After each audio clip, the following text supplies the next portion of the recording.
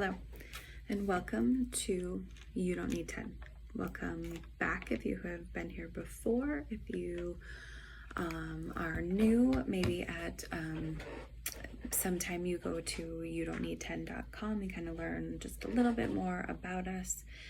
If you're somebody that watches the podcast on YouTube, you can see that I am again in a different location, and it's odd, and I don't know how the sound's going to be, so I hope that it turns out, but I am just trying to fit these in anywhere that I can, and this was a super swamped, busy week. So, in fact, I don't even know if I could tell you what number we are on. I know that this was the post from August 13th, 2024. So for, let's see, the last however many Tuesdays in a row, there's been a new blog post talking just, a little bit more about us, sharing our story, sharing, kind of what we have going on. So this week, I don't even know if I can tell you what number we're on. We're 150 something, so I really apologize. Oh, shoot, I must not have been keeping track for a while. Well, let's call today 154, but I sincerely do not know. So anyway, let's get straight into today's audio recording. So like I said, posted to the youdon'tneed10.com website August 13th. It's called Created. We were created. You will not get me to believe otherwise on that point. Someone created us. I believe in God, so I give him all the credit. I also believe that he doesn't make mistakes, and there was purposeful thought into all of his creations. Whether we like the creations or the choices he made, that's irrelevant.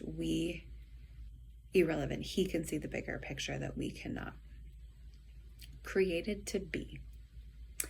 This spring, I was at a board meeting for the local Bible camp, now known as Springbrook Bible Camp. I've been a board member for several years and have a lot of passion for that place.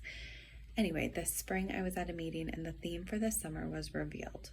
When I heard it, I about came out of my skin, chills and tears and all the feels. Created to be. What an amazing sentiment. There's so much wrapped up into that phrase. I could not love it more, and it truly embodies everything that You Don't Need 10 stands for.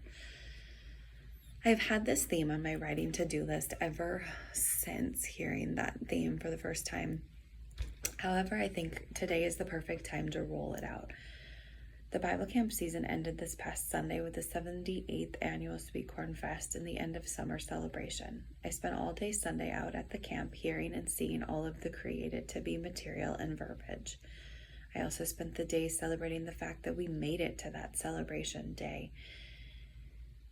It has been a year full of more changes than the camp has probably ever seen at one time, and I have fought with all that I have to help get it to that day, and it was a day I showed up with tears of joy that we had made it. We survived a diabolical year.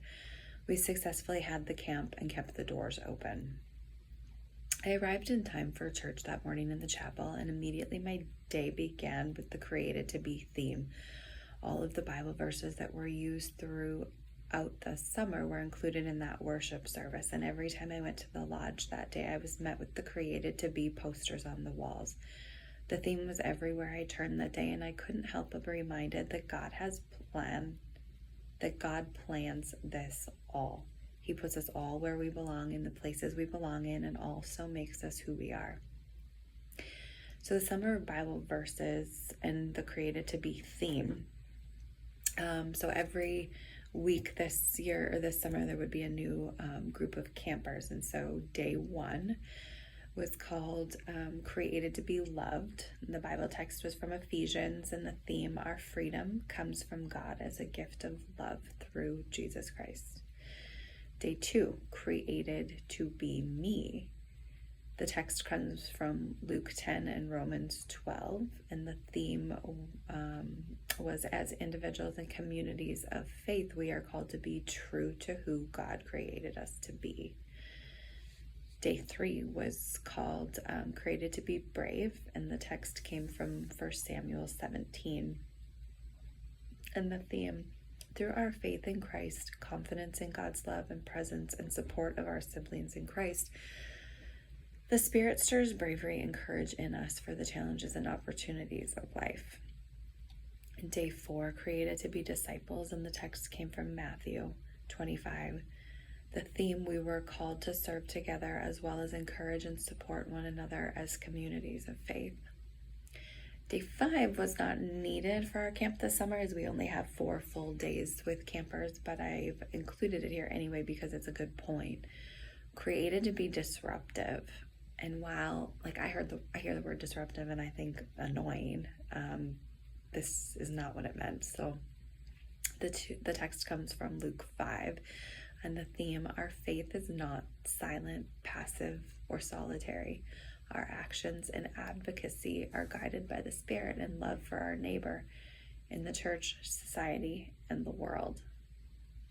Whether you're religious or not, those are all very important lessons we should all be teaching and reiterating to our children. Those are life lessons that our kids will be stronger inside out and backwards simply by hearing them. We were called to be true to who we were created to be. Wow, that one is so powerful. Hopefully they're all able to look inward and see the good in themselves. Called to serve together, encourage, and support one another. We can all use that reminder.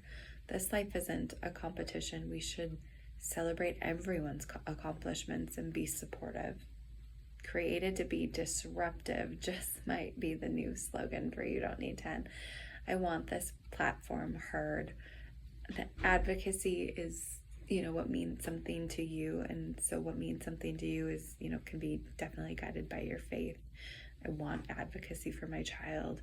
I want more awareness to the fact that we are all different. Some you can see, some you cannot, and all of it is okay and should be supported. Like I said earlier, we may not always like God's choices, and I believe He doesn't make mistakes. I definitely have not always liked His choices. My whole life there have been ups and downs I have not understood and have questioned God a million times. But the older I've gotten, combined with becoming Paisley's mother, I have seen something bigger. There is something greater.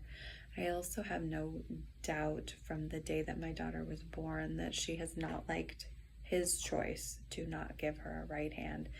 And as much as I wish I could change that fact, I would give anything, in fact, to change it for her and make her life better.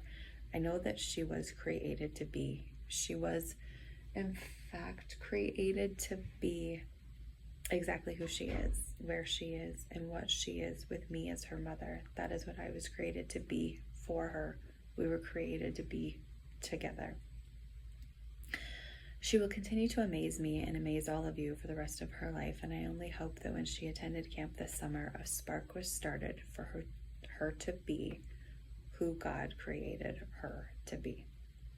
So, thank you for listening.